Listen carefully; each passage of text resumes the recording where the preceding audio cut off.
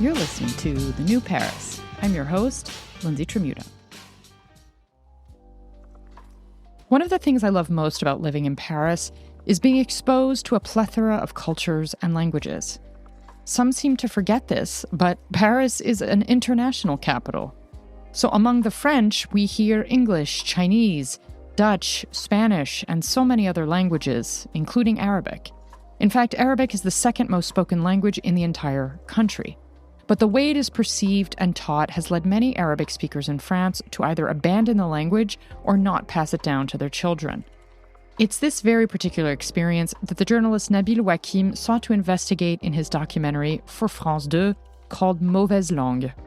He joins me to talk about the project, what has been done or not done politically to boost Arabic instruction, and France's relationship to the Arabic language.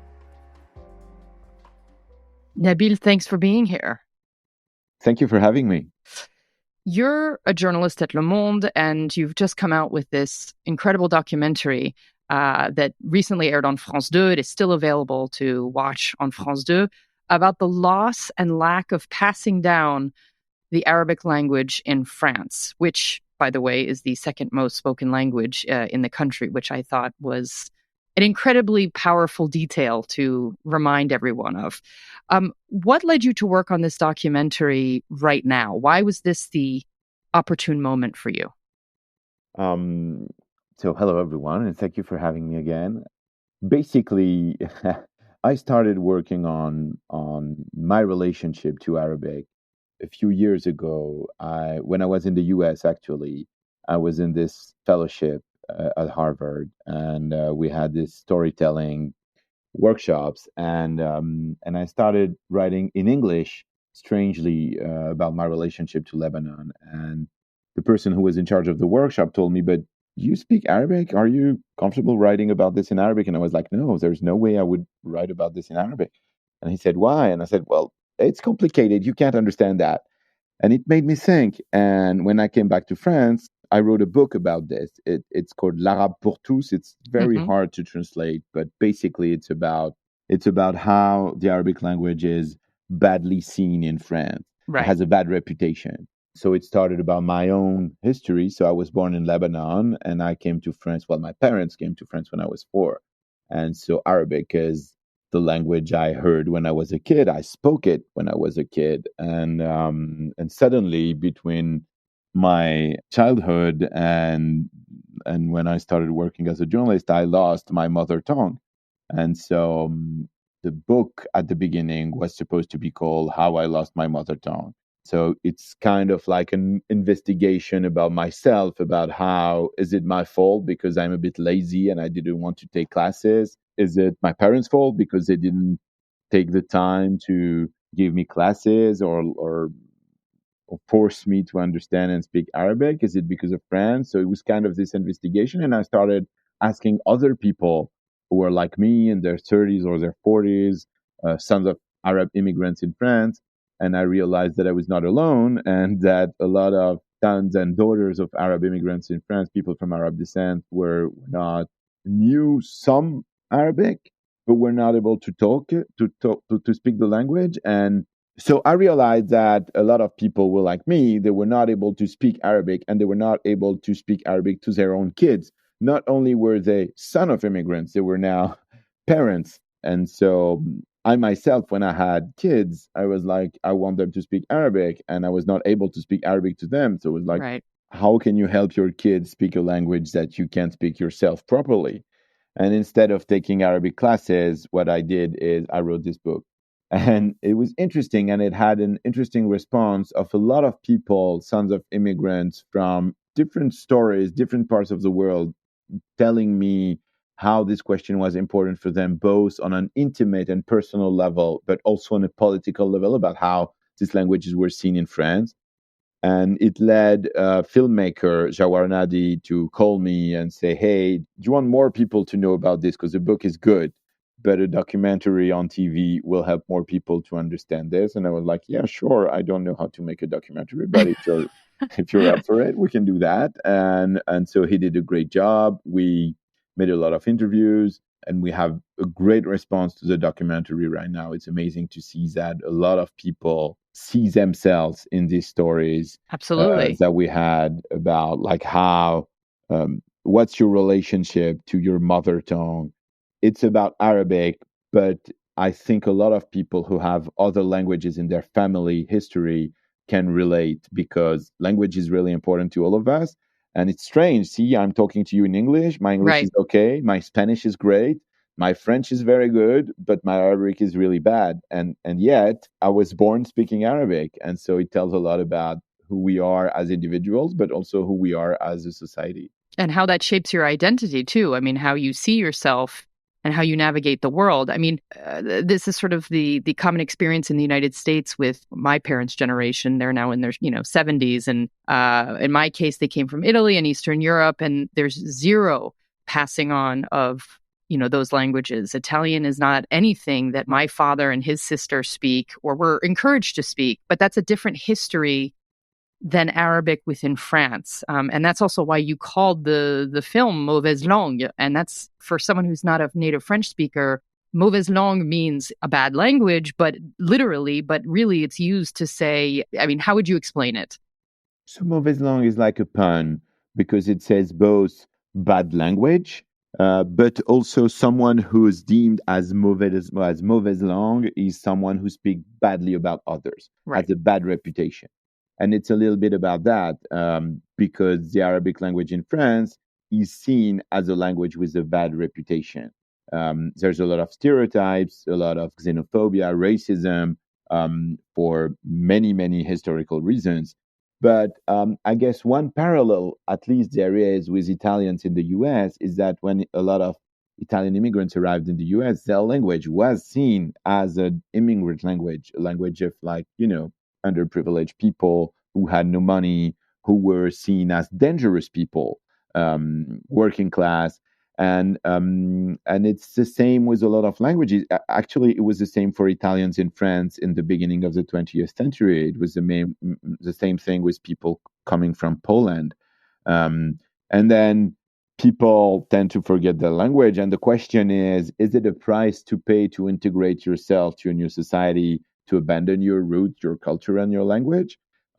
Is it worth it? Do you have to do it? So it was kind of like, the questions I had with the Arabic language. And then Arabic in France, you can add more layers to this issue because you have, of course, lots of immigrants coming from the Arab world in France came in the 60s and the 70s because France needed workers in the factories. And so a lot of people came from Algeria, from Tunisia, from Morocco.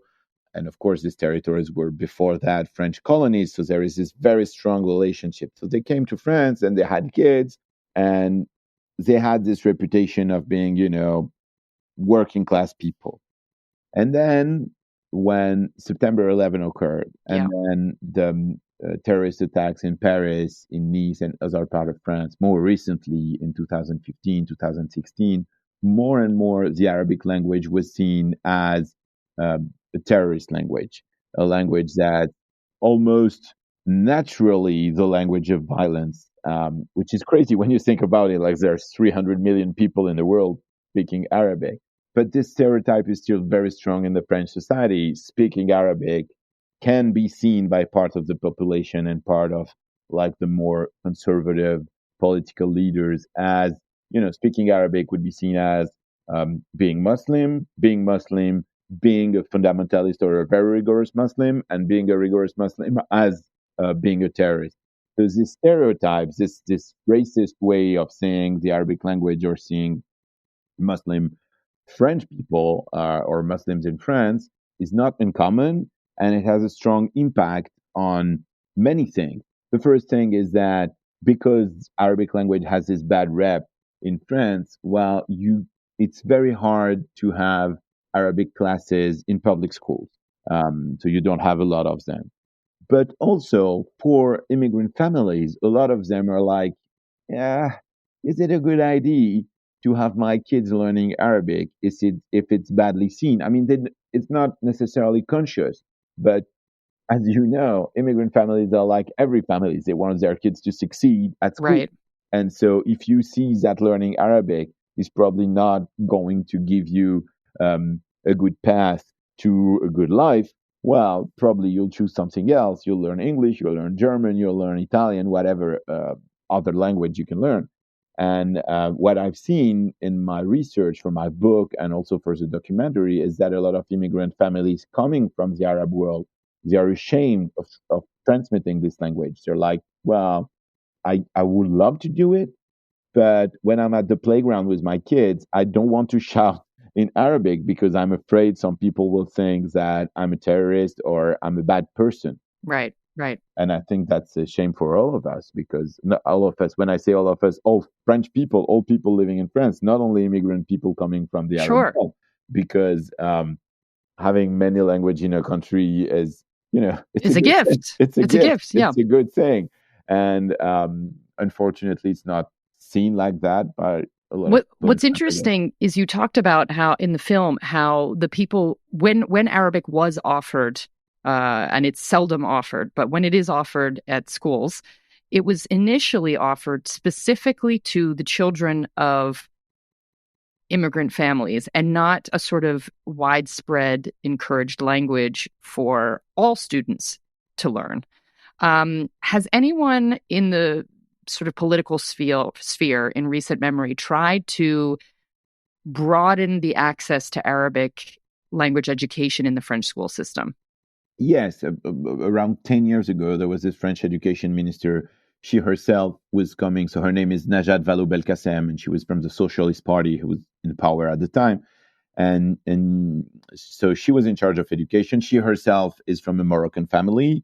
And she tried to normalize the classes of Arabic for young kids.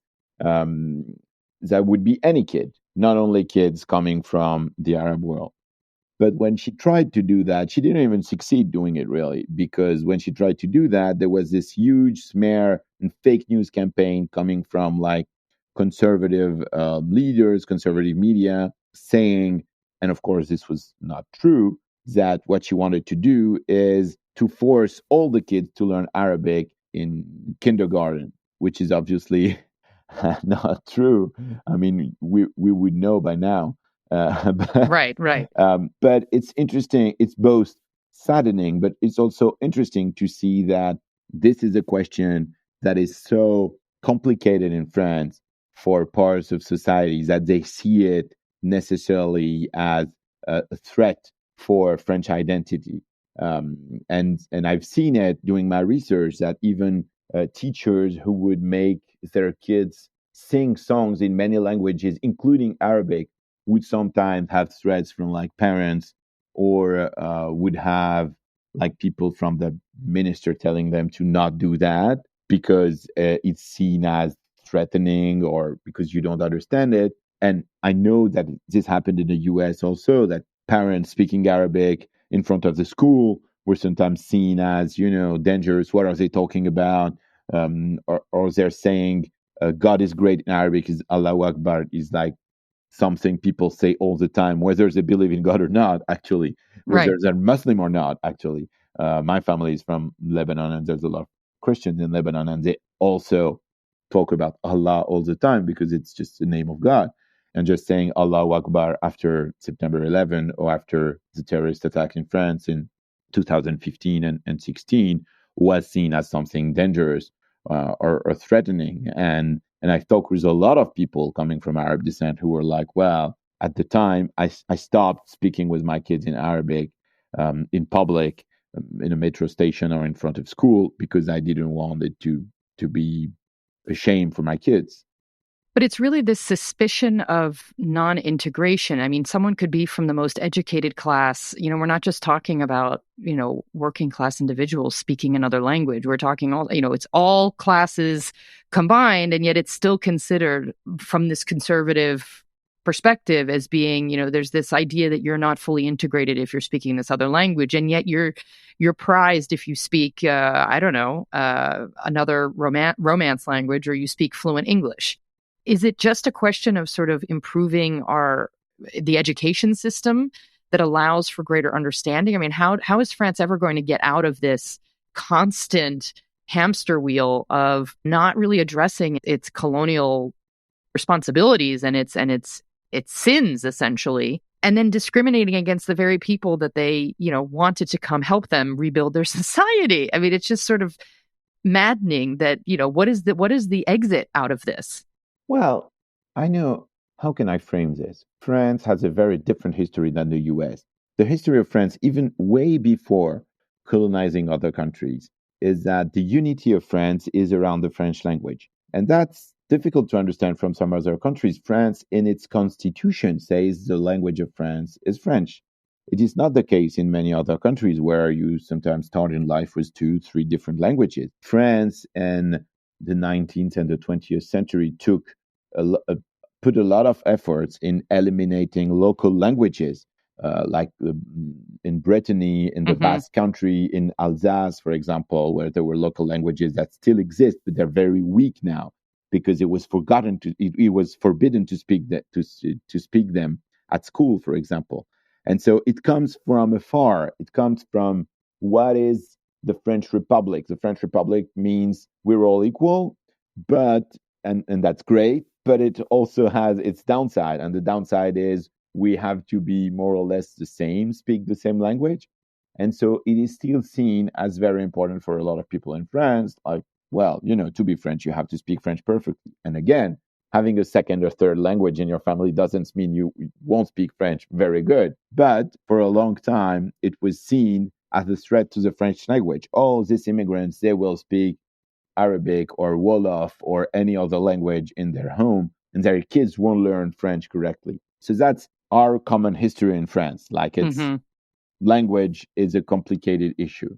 Then, of course, when you're talking about Arabic, there's an obvious thing to do, which is having more classes, more teachers in public school teaching Arabic, not only in places where there's a lot of Arab immigrants, but just in a lot more schools. So there are now, if you're talking secondary, so middle school and high school, you have 0.3% of students learning Arabic.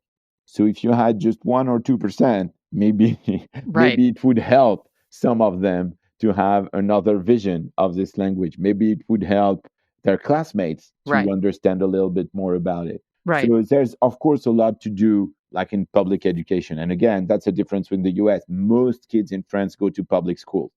That's the vast majority of kids go to public school. And so it's very important what's happening in public school. And it's not like it's at a national level. So it has a very great impact. And then there's also what we can do at a cultural level, because Arabic, you've said it, it's a strange thing. It's a very spoken language in France, in the streets, but it doesn't exist anywhere. It doesn't exist in schools. It doesn't exist in theaters, in movies. It doesn't exist in the public space. And I often say that because when I was in the US, I was in Cambridge, and my daughter was born at a hospital in Cambridge, Massachusetts, and a place where there were a lot of Portuguese immigrants. And everything at the hospital was in English, in Portuguese, in Spanish, and it was okay for everybody. I mean, no one were like, hey, and a lot of people at the hospital, nurses, they spoke Portuguese very well, even if they were not Portuguese themselves or from Portuguese descent.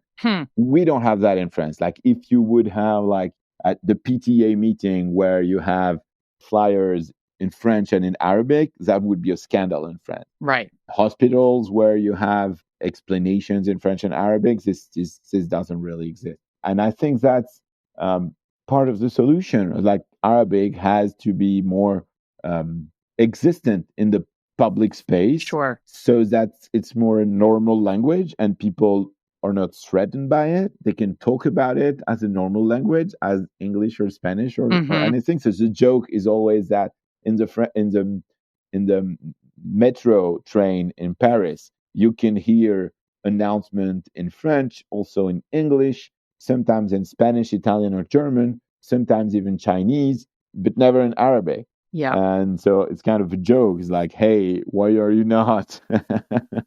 Well, there's a clear rejection of this language then. And do you think it's more or less pervasive than in Paris? Because you'd think that of all places in the country where you'd at least have some sort of awareness or use of Arabic, it would be in Paris.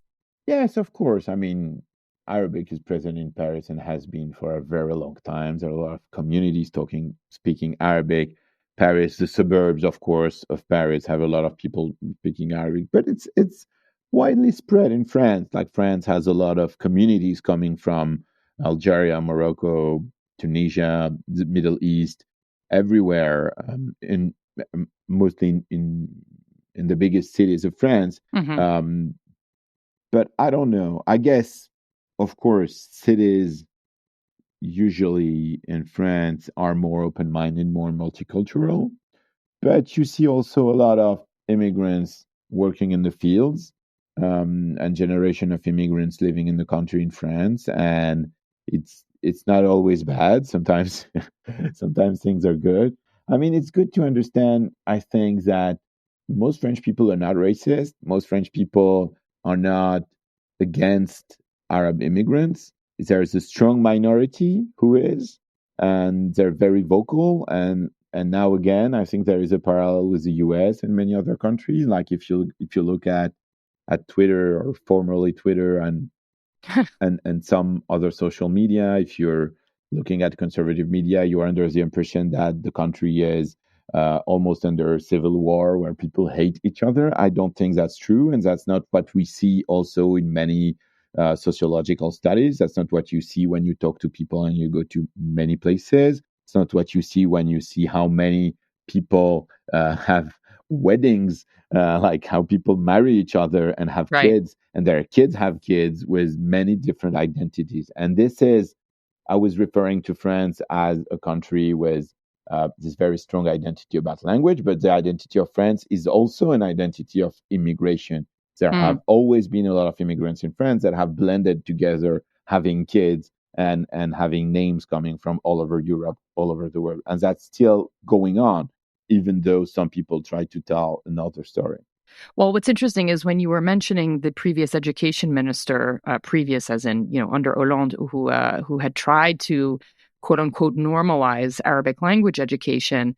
One of the accusations in the Assemblée was that trying to do so and do so in a widespread manner would be communautaire. And this word comes up a lot in the work that I've done because it essentially says, you're creating this like closed group and it's too inward looking and it is not compatible with this sort of universalist ideology. But I almost think that in one sense, they'll say we're all equal under the Republic, but in fact, in practice, you're not necessarily. And so I saw this as sort of a form of discrimination to say, no, you cannot encourage everyone to try to learn Arabic, and everyone, it wasn't even everyone.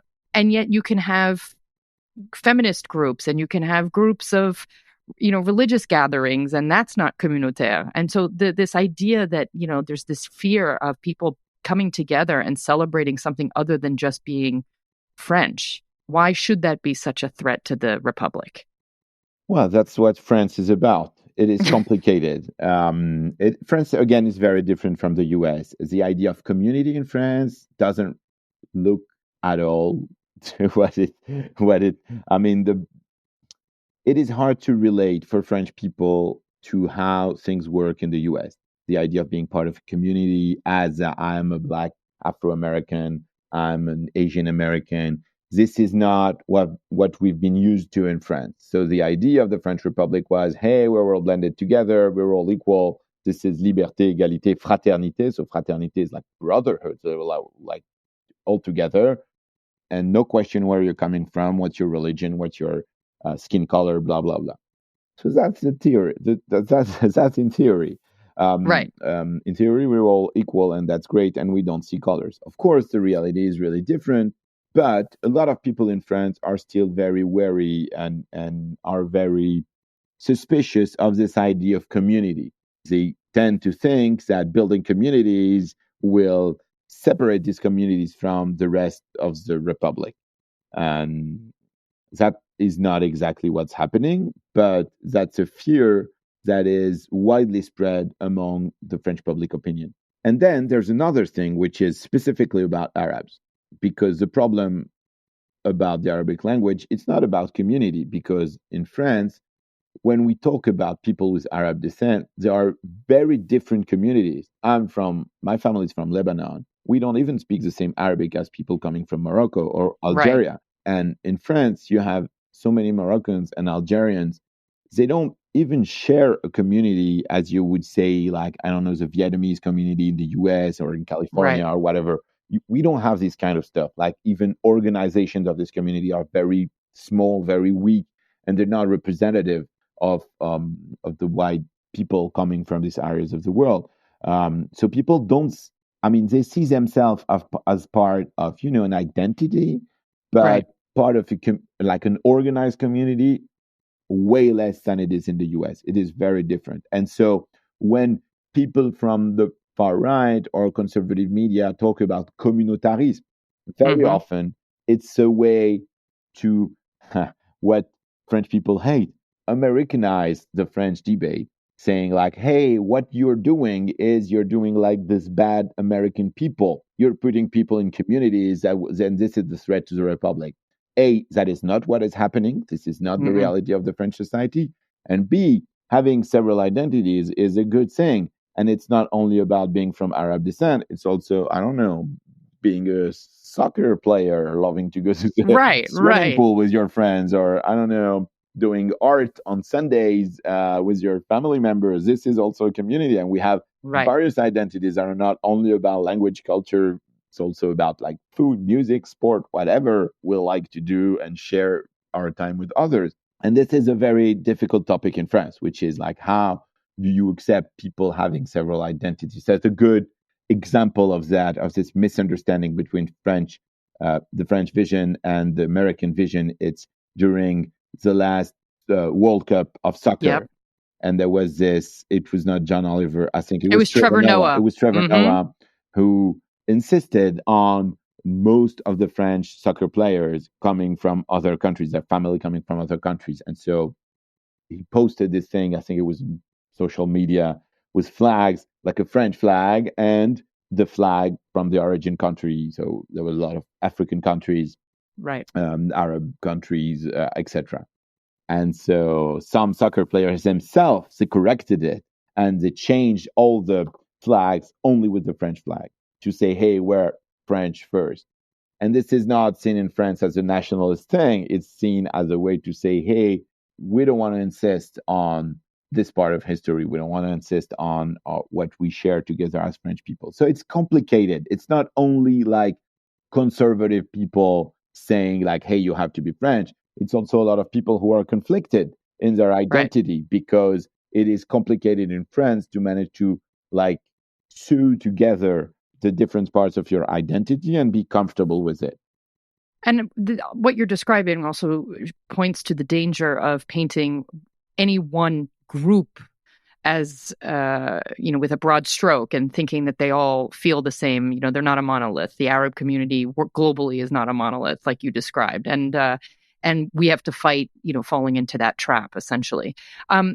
Was this film difficult to get produced? I mean, if Arabic is not necessarily super fondly embraced in the education system, France 2 is part of national television. Was it complicated? Was there excitement for it? And sort of what happens next? Will it be translated into English potentially, or where can people experience it? So it was pretty easy to air it on public television. Yeah, people were pretty enthusiastic about it. And I was maybe a little bit paranoid, thinking like, Mm-hmm. hey, this is never going to work, blah, blah, blah. But it worked great. The production company was great. And they had this good relationship with France Television, which is like the main public TV in France. And so uh, there's really no story about it. It was really easy. Great. Uh, That's but great. also, I guess because the book had there was some echo around the book. And it's also, I mean, the good part of it is it was easy. The more complicated part of it is it's easier when the general tone is nice. So it's not a documentary or a book that's very revendicative. It's not pointing fingers at people. It's not an essay about who's doing things badly. It's a Right. story about sons and daughters of immigrants who struggle with their mother tongue. And so it's a Right. little bit different. It's more about, what's in our hearts too. And so I'm happy to do it this way because I think it's a good way to talk to people. But I guess it would have been more complicated if it were more vindicative in its form. Mm-hmm. The book is supposed to be translated in English. Some people are working on it. Oh, great. It is not yet done, but I don't know much about it. But I would be very happy if it's translated to English. It's a very French book because it tells a lot of Sure. things about France. So I don't know how many people from English-speaking languages might be interested in it. But parts of it, I think, can be interesting to people who have questions about the language in their family. So there is no project from now to translate the documentary in English. Mm-hmm. Although I had many demands from people from other countries, so we'll think about it. I don't know exactly how that works because I'm not a good film person. But if there's a will to do it, yeah, it certainly can be done, at least with subtitles or to make it understandable and seen by as many people as possible. And so for those who read or speak French, they can still find the documentary on the France 2 website. That's how I streamed it. It'll stay available for quite some time. It will stay available until the end of Great. December 2024. But you can see it in France on France.tv, which is a platform of France television. But the platform is not accessible from the US or other countries unless you have a VPN, which some people which use. some So people use. that might not be a problem at all. And I will include a link to France Télé where they can stream it if they do have a VPN. Nabil, thank you so much. Fascinating documentary, fascinating conversation. And hopefully in a few years' time, we can revisit and see how much Arabic has grown and been spreading through the education system. Yeah, we'll see. Thank you very much for having me. Thank you, Lindsay. That's the show for today. Thanks for listening, as always. If you're streaming this on Spotify, be sure to check out a little poll that awaits you pertaining to this discussion. Just scroll down on the episode page within the app and vote. And if you enjoy the show, I'd love it if you'd subscribe, share with a friend, and pick up the books that inspired it, The New Paris and The New Parisienne. Until next time, à bientôt.